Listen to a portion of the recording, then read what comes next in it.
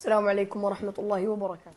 من أكثر قصص القرآن رعبا هي قصة أصحاب السبت. لو تدبرت القصة بعقلية أيامنا هذه سترى أنهم لم يرتكبوا جرما كبيرا. أمرهم الله تعالى ألا يصيدوا يوم السبت، وما حدث أن السمك كان يغيب طوال الأسبوع ولا يحضر إلا يوم السبت. أما ما قاموا به ليس الاصطياد يوم السبت الذي حرم عليهم، بل ما كانوا يفعلونه هو أنهم يرمون شباكهم يوم الجمعة مساء ثم يسحبون الشباك يوم الأحد صباحا. لو فكرت بما فعلوه بعقلية هذا الزمان ستجد أنهم لم يرتكبوا ذنبا كبيرا، لكن الله غضب عليهم ولعنهم وجعلهم قردة خاسئين. كل هذا لأنهم التفوا وتحايلوا على أوامر الله سبحانه وتعالى. كم منا اليوم يعيش بعقلية التحايل والالتفاف حول أوامر الله الواضحة الصريحة؟ الربا أصبح فائدة، والرشوة أصبحت إكرامية، والخمر أصبح مشروبات روحية والعياذ بالله، والنميمة أصبحت لا نحب أن نسكت على الغلط،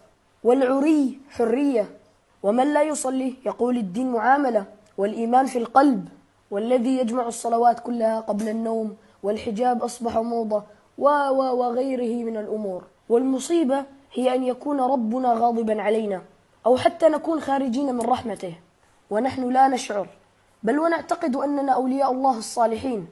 أما آن الأوان أن نتعامل مع ربنا كرب عظيم يأمر فيطاع. الله يقول: ما لكم لا ترجون لله وقارا، ويقول: ما قدروا الله حق قدره، ويقول: ولو أنهم فعلوا ما يوعظون به لكان خير لهم.